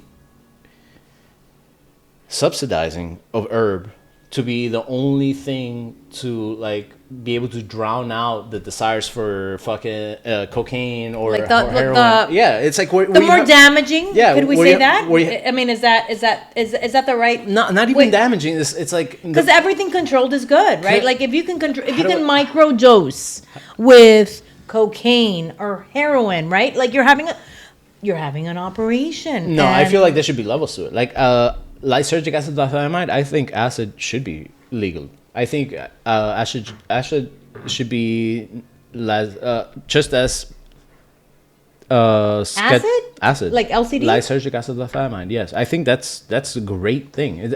I think it should be like fucking Tylenol. Honestly. No way. Yeah. No way. Yeah. I disagree. Yeah. Why? Because ultimately, and what it does, it makes you less action. It makes you do less action. You do 'Cause less action, and that's not bad. We're talking about acid, the same thing. I don't Yeah, think we're like- communicating Like with what we're saying right now. the 1960s, 1970s, Yeah, what like- was used to make marijuana illegal? Yes, acid, dimethyl acid, diethylamide 25. What's that? LCD? What's that? called? Dimethyltryptamines. Lysergic acid diethylamide 25. There you go. Lysergic acid diethylamide 25. That's LSD. Yeah. And again, when it comes to like the whole like the mushroom, the sacred mushroom and God, look that book up, The Sacred Mushroom and God, where it's the origins of our mainstream religions today, like Catholicism, Christianity, Judaism, Hebrew. even Muslims, like they all come from the Moses, the little 10 Commandments. They all come from the same tribe of people who are getting high on mushrooms. Mm-hmm. And I think that's where we're at. We're at now. We're like on some fucked up trip all the way at the end, where it's like one of the disciples was thinking wrong, and he's like, wait, no. What if we like distribute it this way? And then, like in the schism of the distribution of like in what is a standard of the human mind, like the human consciousness, the human like, oh wow, that was a trippy experience, versus like, oh wow, I just got drunk. It's like there's a difference. There's a difference between, oh, I just got like drunk at the beach versus like I took fucking ayahuasca and I was. Yeah. Like You know you're what I at you're at another level now Right. with your thought processing. And I think that's where we're at now. motives. It's like where we are all now tasked with the desire. Like we've been shown everything. Like I feel Well, like I think- you know what I mean. I- Like I think I that's- think that's where we're at now. We're like we've been shown everything, and that's just and you have it, the like- powers to look it up and find out about it, but you won't and you can't because you're being drowned out by other things. But I think, but correct, because that's the government that's coming in right now. And I know that, like, when I talk like this, you look at me like I'm crazy, but I know that you, deep inside, you're kind of seeing it. You're just younger than I am, but you will get there. However, I am with you in the sense that I do believe that right now we are in a culture or in an environment where we really are awakening a little bit more to that other, that upper veil, higher veil, higher consciousness, higher parallel that we're trying to get to. And I think that we're all just, whether we understand it or not, we're all kind of like there's a shift happening in the universe and everybody's kind of feeling it. Everybody's kind of feeling this vibration. It's a frequency, it's a vibration. And everybody's feeling it, whether you're into it or not. If you're into marijuana, if you're into heroin, if you're into whatever it is that you're, right? Like, you could be against it, but you're still like more open to it. And you're like, well, let me understand what this is about because, there's a reason why people are using it for, medication or mental health. And that's kind of like the direction that I think that society is trying to get into. And now the government is coming in and they're saying, no, you can't wake up this much. No, And you can't do this. Why would you? We need to control you. Why would you believe that person wearing the suit on the TV, with the background being the White House? And I'll tell you exactly why. And this is the cardinal sin, the romanticization of the human intellect. We're not that smart. Do you know about Neanderthals? Neanderthals? You ever heard of them? Neanderthals? Yeah, where are you going with this? You're all over the place, so I'm trying to keep up with you. Like I'm keeping up. Like this is one of the most interesting conversations I've had in a long time. What do you know about Neanderthals? Just going back, right? Just like growing up, the what were they called? Nomads? Am I saying? So you think of them as like a precursor to the human, like an earlier human, like before humans. There were I think it was kind of like that whole how do I say this? Conversion and evolution that happened between the monkey and the man. Yeah, absolutely. So, I think that we're all animals. I just think that we've evolved and evolved and we continue to evolve. I love that for you. I love the fact that you accept evolution as a fact. Yeah, like we were all a monkey at one point, and now we're just smarter monkey. We just keep getting smarter and smarter and smarter. Or dumber, because I think we're getting dumber now. The Neanderthal, back in its peak, was smarter than the human. The Neanderthal had language before the human had language, so we copied that off of them. The Neanderthal was very good at making weapons, better than us, so we copied most of their weapons too. The Neanderthals were actually a very intelligent creature, but the thing that separates them from us is that they had a mostly only meat diet. They only ate meat. Carnivores. So they had. I had a podcast about that. Their bodies were different. They were different. And what is your thinking on that? Like, do you feel that we should be more plant based or meat based? 100% plant based. But that has to do with but that has to do with mental health. It's like, how far do you think you deserve, like being alive? Like, are you gonna wait until you're like 60 years old? Why? Because you feel that you're gonna be healthier if you eat plants all day?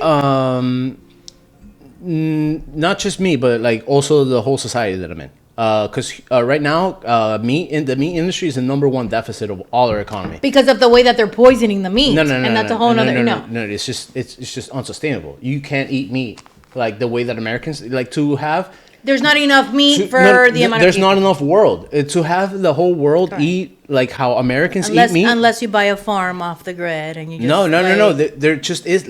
Listen to this. To have, I learned this in school actually. In my in Cutler Bay. no in Ecuador. college Miami Dade Community college. Miami-Dade Community College. That place is a shit. A lot of presidents have come out of that school.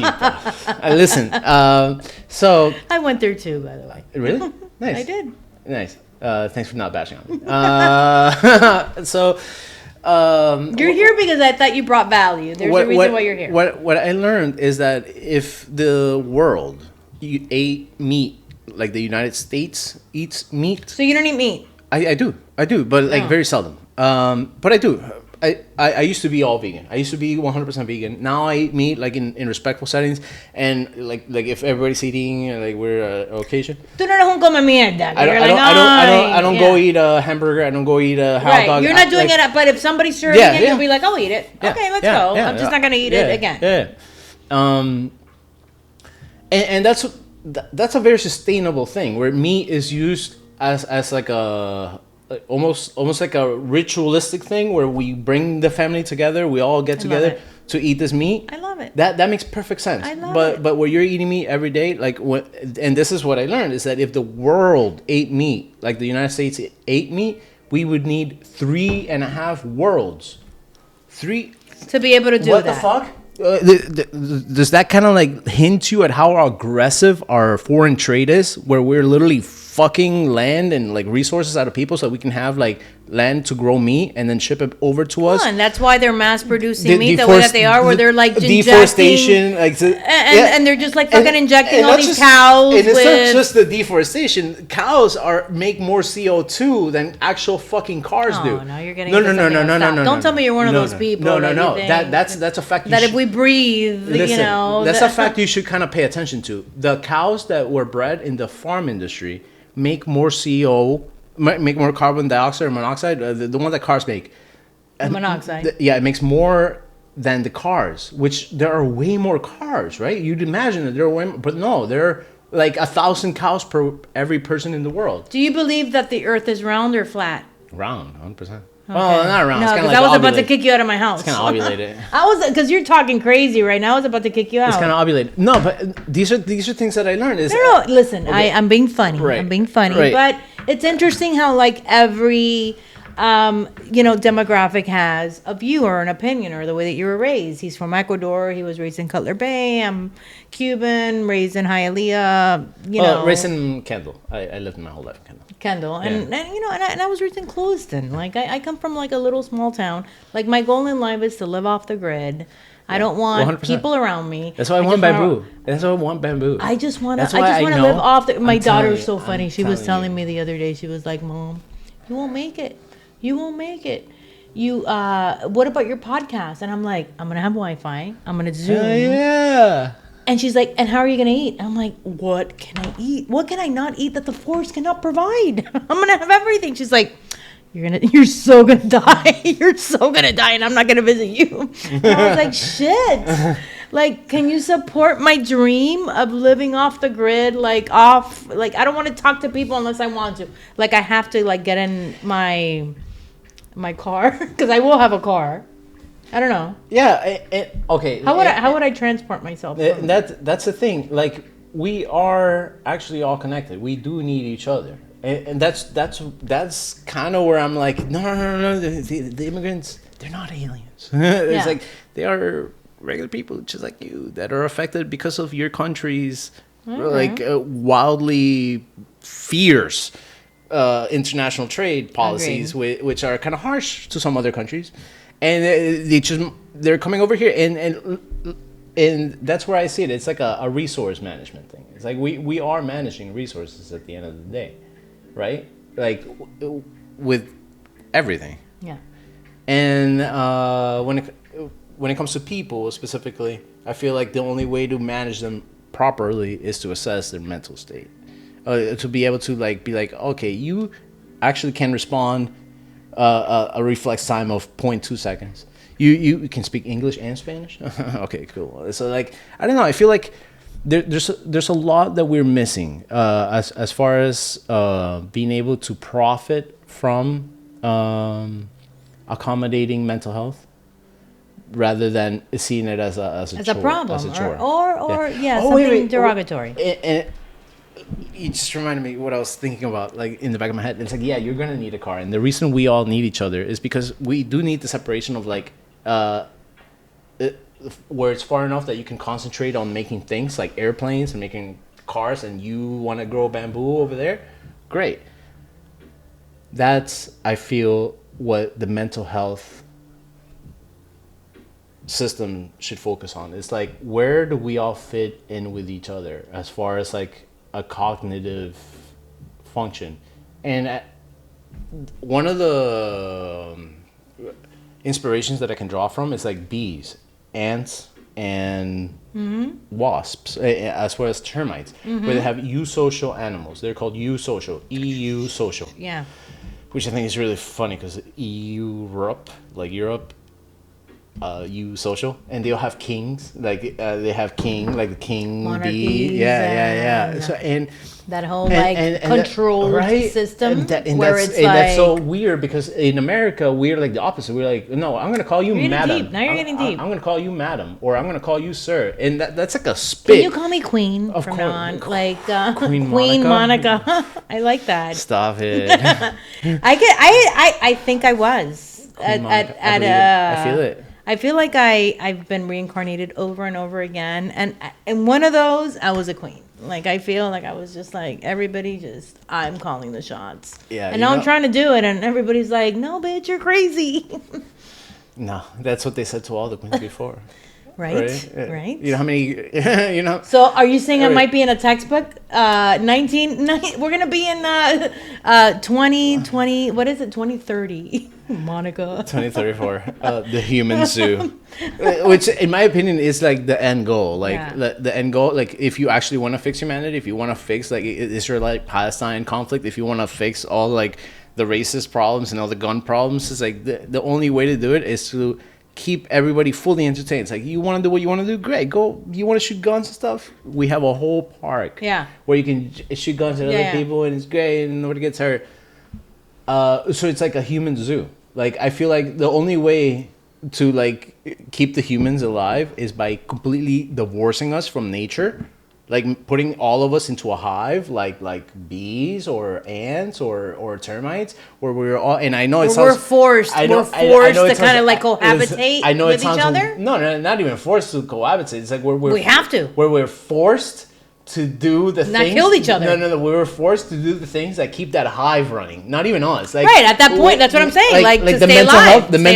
The mental health is like you keep going back to mental health. Yeah. It's like, you can no longer deal with the hive that we have going on. Great, you have now graduated to the outside park world, where you can like live, but you can't build anything bigger than blah blah blah. You can't. If you want to claim your own land, you can only claim blah blah blah. Like, where we keep standards very clearly defined for everybody who does not want to be part of the human, like, congregate, where we're actually adding, where we're actually like creating systems that are gonna go off to space and go somewhere else because we could get hit by an asteroid at any moment. Correct. And we could end completely. So we need to kind of like pool those systems together so that we're creating standards of what the standard is, so we can like keep a standard and like separate it from us somewhere else. And that's where I feel like the really rich people are, and they're like shooting all these like they have more information than we do. Scramble program. They're shooting all these scramble. They're also operating at a different level. Like, they have information that we don't have. Oh yeah, they have way much more meth. Correct. They can do way more Adderall. whatever it is that they just have more information than we do. Anyway, so we've been talking for a long time. We're doing great. I knew this was going to I told you we were going to talk forever. I knew it when I talked to you.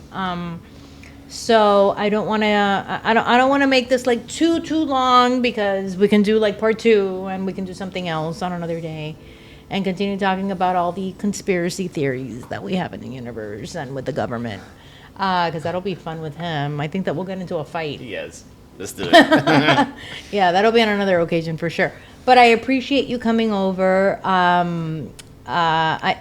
I am a believer. I am a believer of anybody that can help themselves with their mental state, with whatever it may be, depression, anxiety, whatever it is. If it's with marijuana, THC. And I feel like bamboo is one of those things where it is a natural resource that we should be using for our clothing, and we should be using for wood and laminates. So then, And paper. if that's something that you're passionate about, which clearly you are, the way that that you keep, explaining about it and just like, diving into it. And earlier you told me that you were into it. Like, figure out a game plan. Yeah. Figure out a game plan and do something with it, and start with baby steps, because that's how you make a dent in the universe. And you never know what that dent is going to do. It could be a big dent, it could be a little dent, but it could be a dent with one person or 10 people or a million people.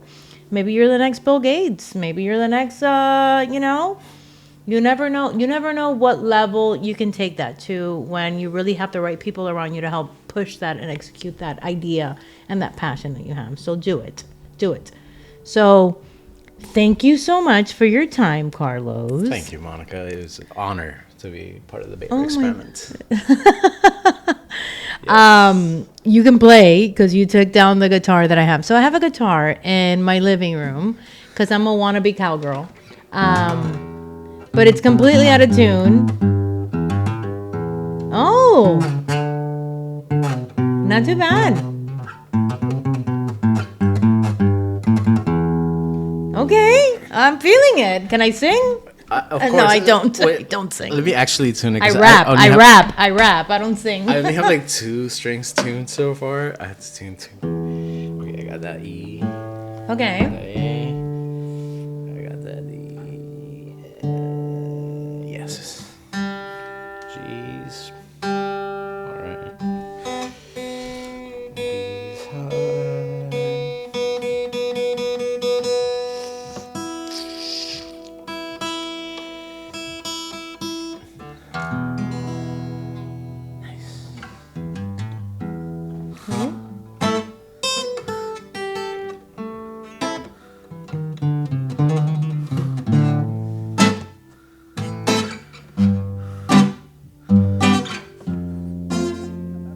I can never notice Keep going, how keep hard I going. breathe. Oh my playing. God. I just know. Oh, take that off. Then take off your headsets No, wait, because I you just sounded I amazing. had never noticed how hard I breathe. You're a when I'm heavy breather. playing. You're a heavy Holy breather. fuck. That's normal. That's called you're alive. Take off the headsets No, then, no, because you were doing that good. that's- Like, oh my God. Like I didn't know this about you. Oh yeah, I play a little. I like. Stop breathing into the mic. Here, let's put it down.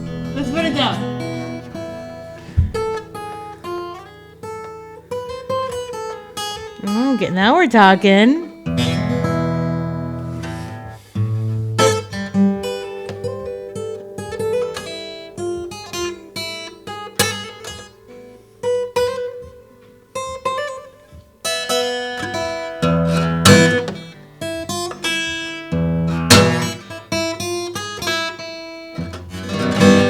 I gotta go lighter because I'm used to the. No, keep going. Are you u- kidding me? I'm used to nylon. Excuse me. I'm like hitting it like it's nylon. It's not.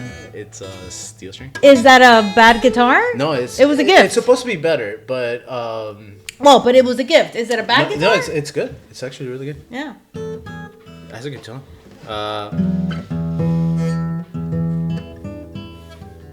Do the Doors. The Doors. You're into that. Whoa! What? Wait, what song by the Doors did it? No, wait. Like you're doing some Doors shit right there. Like, what am I gonna do? Oh yeah, no. Yeah, That's yeah, I can endlessly go on.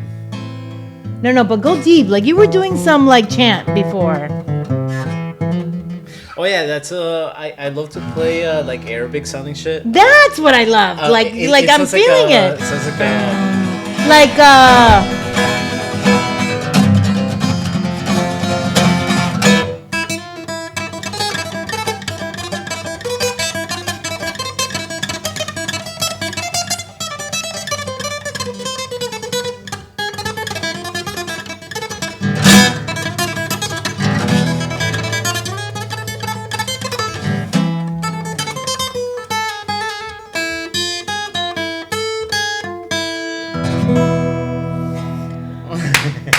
OMG. No, Carlos, another one. That was amazing. Okay, like do some more. Oh my God. Carlos.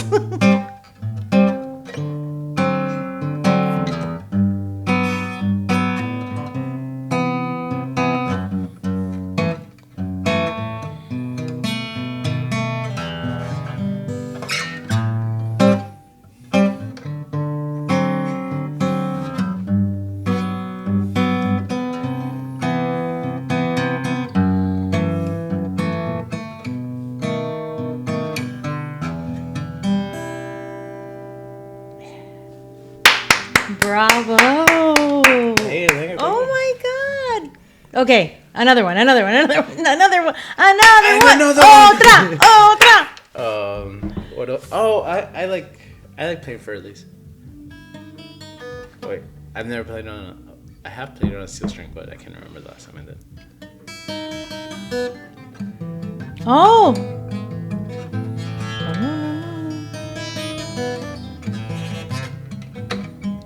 It's hard because it's tight. It's so tight. That's why I like nylons. I like nylons because I get more space for my fingers, so I can sound them out more clearly. But I'll do my best anyway.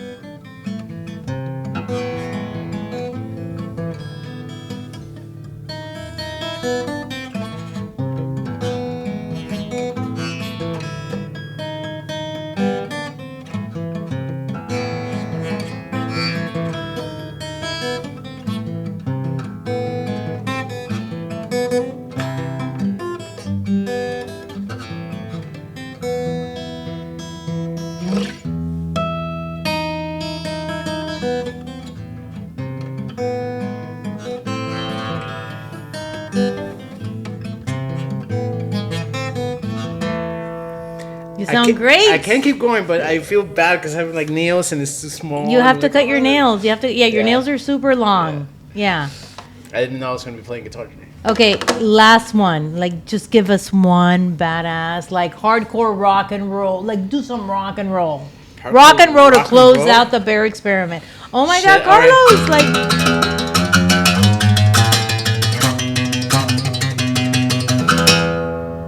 Wait.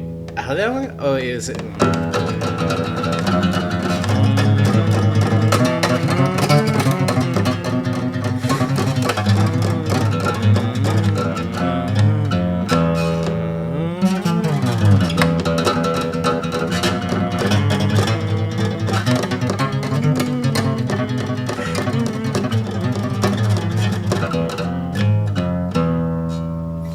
Right? That's Mr. Lou. As you can probably remember from like, Pulp Fiction. I'm like, who are you? Who are you? Like, who are you? Wait. I know a pretty. You like, better one. I got a better one. Wait. How'd you go?